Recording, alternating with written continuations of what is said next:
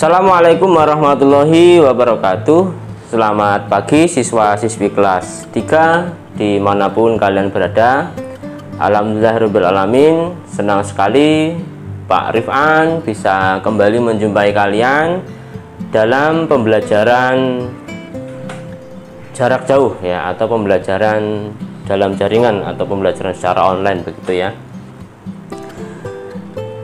Baik, pada kesempatan kali ini kita akan lanjutkan materi pelajaran kita di tema 4 atau tema kewajiban dan hakku ya. Nah, kali ini kita akan belajar muatan pelajaran matematika di subtema 1 tentang menentukan dua bilangan yang jumlahnya sudah diketahui ya. Contohnya adalah dua bilangan yang sudah diketahui itu kita tentukan itu misalnya begini, titik-titik ditambah titik-titik sama dengan 665 misalnya ya. Nah, ini bilangan yang sudah diketahui dan kita akan mencari dua bilangan dalam titik-titik ini ya. Bagaimana caranya? Mari kita mulai saja pembelajaran kita pada pagi hari ini. Jangan lupa berdoa sebelum belajar. Baiklah, siswa-siswi kelas 3 yang Bapak dan Ibu guru sayangi, untuk menentukan dua bilangan yang jumlahnya sudah diketahui ya, ini dua bilangan yang akan kita cari adalah ini ya. Itu langkah-langkahnya adalah sebagai berikut ya. Untuk mencari bilangan satu atau bilangan yang pertama, ini kita tentukan sebuah bilangan yang lebih kecil dari bilangan yang diketahui. Ini bilangan yang diketahui ya. Kita tentukan sebuah bilangan yang lebih kecil dari bilangan yang diketahui, berarti harus kurang dari 665 ya.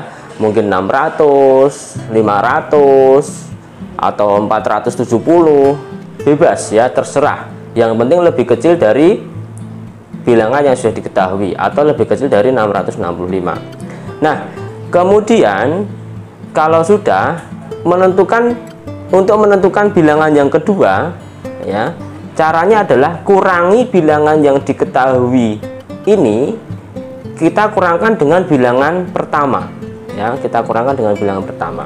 Jadi kalau kita tulis itu seperti ini, A tambah B sama dengan C ya. Nah, A ini harus kurang dari C ya, dan B sama dengan C dikurangi A. A itu adalah bilangan pertama, B itu bilangan kedua, dan C itu bilangan yang diketahui. Jadi bilangan 1 ditambah bilangan 2 itu hasilnya adalah bilangan yang diketahui tadi ya. Nah, bilangan 1 ini harus kurang dari bilangan yang diketahui, dan bilangan yang B itu kita dapatkan dari mengurangkan bilangan yang diketahui, kita kurangkan dengan bilangan yang pertama. Oke, sampai di sini mudah-mudahan kalian paham, dan apabila kalian belum paham maka kita kasih contoh supaya paham ya. Silakan kalian buka di halaman 7 ya. Ada sebuah tabel ya, berapa ditambah berapa, titik-titik ditambah titik-titik, hasilnya adalah 665. Yuk, mari kita coba kerjakan ya. Kita anggap bilangan pertama dengan A, kemudian B ini bilangan yang kedua, dan C nya berapa? Bilangannya diketahui 665. Oke. Nah, sekarang kita tentukan dulu yang A.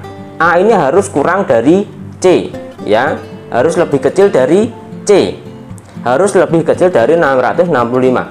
Kita anggap umpamanya A-nya adalah 350 ya. Ya, saya pilih 350 aja ya sebagai contoh.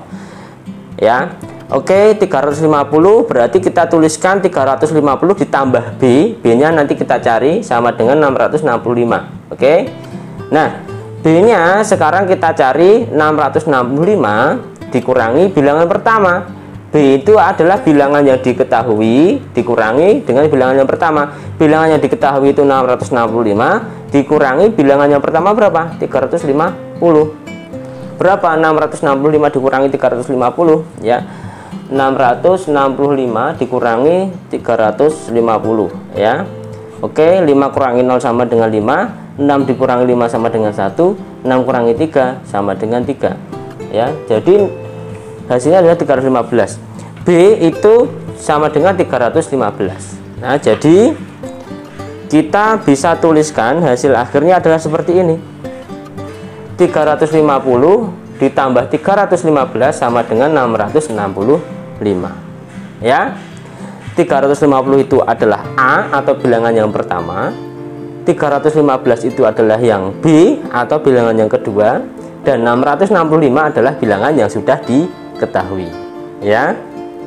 Ini soal ini ada di halaman 7 ya. Baik, itu satu contoh untuk mencari dua buah bilangan dari bilangan yang sudah diketahui. Mari kita lanjutkan ke contoh yang kedua ya. Contoh yang kedua masih di halaman 7 ya. Nah, sekarang yang di tabel yang di sebelahnya. A ditambah B sama dengan 779 ya. Mari kita coba cari bilangan yang pertama terlebih dahulu atau yang A terlebih dahulu ya. A harus lebih kecil dari C. A atau bilangan pertama harus lebih kecil dari 779 ya. Kita coba bilangan pertamanya misalnya adalah 400 ya. A sama dengan 400. Oke, kita tuliskan dulu 400 ditambah B sama dengan 779 ya. Sampai sini sudah paham ya. Ya, A nya kan 400 lebih kurang dari 779 ya. Sekarang kita cari yang B. B adalah bilangan kedua ya. B kita dapatkan dengan mengurangi bilangan yang sudah diketahui, kita kurangkan dengan bilangan pertama. B sama dengan C dikurangi A ya. Oke, C nya berapa? 779 ya. A nya berapa? Tadi kita tulis 400 ya. Jadi B atau bilangan kedua adalah 779 dikurangi 400 ya. Hasilnya adalah 379 ya. 779 dikurangi 400 ya. 9 kurangi 0 sama dengan 9 ya. 7 dikurangi 0 sama dengan 7. 7 kurangi 4 sama dengan 3. 379. Jadi bilangan yang kedua adalah 379 ya. Sehingga bisa kita tuliskan A plus B sama dengan C. 400 ditambah 379 hasilnya adalah 779 ya.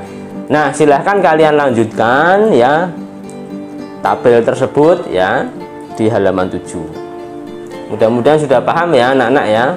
Oke, sekarang saya ingin memberi satu contoh lagi kalau soalnya berbentuk soal cerita. Nah, ini contoh soal cerita.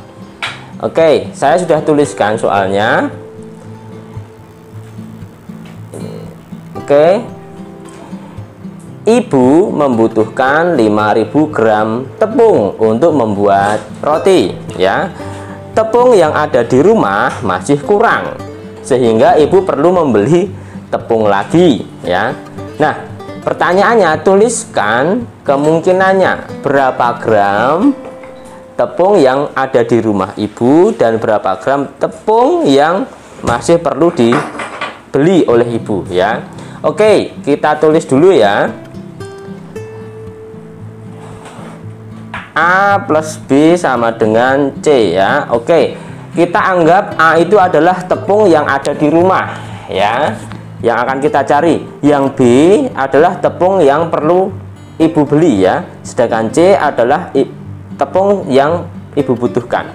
Oke, A plus B sama dengan 5.000 gram ya. Oke, nah kita harus mencari kemungkinan berapa tepung yang ada di rumah dan berapa gram tepung yang harus ibu beli ya. Oke, kita andai-andaikan atau kita tulis saja seandainya jumlah tepung yang ada di rumah itu yang jelas harus lebih kecil atau lebih sedikit dari 5.000 gram ya. Kita tulis misalnya A-nya adalah misalnya 2.500 ya gram ya. Oke, misalnya ibu di rumah masih punya 2.500 gram ya.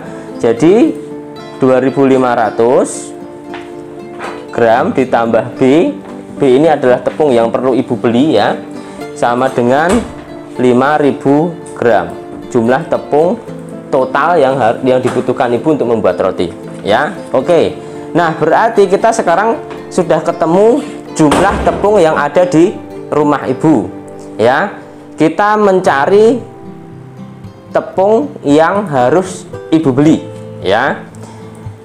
Kita mencari yang B kita cari dengan cara mengurangkan bilangan yang sudah diketahui tadi ya, jumlah tepung yang ibu butuhkan 5.000, kita kurangkan dengan A, bilangan pertama atau jumlah tepung yang ada di rumah ibu, berapa? 2.500 gram ya. Jadi berapa 5.000 dikurangi 2.500? 2.500 gram ya. Jadi ada kemungkinan ibu sudah punya tepung 2.500 gram, sehingga ibu perlu membeli lagi tepung sejumlah 2.500 gram ya. Sehingga ini 2.500 ditambah 2.500 sama dengan 5.000 gram ya.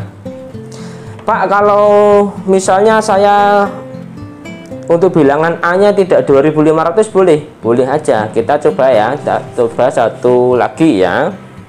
Misalnya A atau tepung yang ada di rumah ibu itu kita misalkan adalah hanya 1.200 gram. Oke, tidak masalah ya. Ibu hanya punya 1.200 gram, bisa ya. Yang dibutuhkan tadi berapa? 5.000 gram kan ya. Yang dibutuhkan tadi 5.000 gram, berarti 1.200 ini A yang ada di rumah ibu. Ibu perlu membeli lagi itu yang B dan jumlahnya 5.000 gram ya. Oke, sekarang kita cari berapakah tepung yang harus ibu beli ya, yang B ya. B itu berarti 5.000 dikurangi berapa? 1.200 ya. Kita coba hitung 5.000 dikurangi 1.200 ya. 0 kurangi 0 sama dengan 0, 0 kurangi 0, 0 dikurangi 2 tidak bisa, maka kita perlu pinjam dari sini ya. Ini menjadi 10 ya. 10 dikurangi 2 itu sama dengan 8. Ini karena tadi sudah dipinjam menjadi 4 dikurangi 1 sama dengan 3. 3.800 ya, 3.800 ya. Jadi kita tulis kesimpulannya ya. Jadi kemungkinannya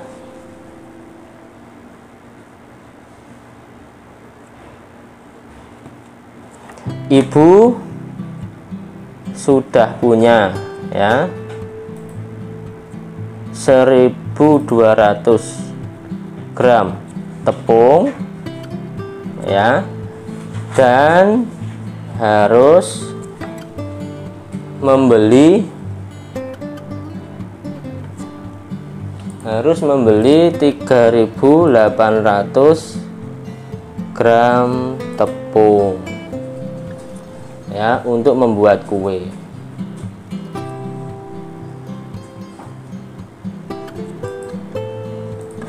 Nah, gini ya. Oke, anak-anak ya, cukup mudah ya. Mudah-mudahan kalian bisa memahaminya ya. Sekarang sebagai latihan, silahkan kalian kerjakan soal-soal yang ada di halaman 7, halaman 18, halaman 30, dan halaman 36 ya. Silahkan kalian kerjakan ya dengan teliti, dengan hati-hati, dengan sabar, tidak usah tergesa-gesa. Yang penting kalian memahami, ya, bisa memahami, ya. Baik, mungkin itu dulu ya yang bisa saya sampaikan. Nanti kalau ada yang belum paham, silahkan kalian menghubungi Pak Rifan atau guru wali kelas masing-masing, ya. Cukup sekian pembelajaran hari ini. Mari kita berdoa untuk mengakhiri aktivitas kita. Akhir kata, wassalamualaikum warahmatullahi wabarakatuh.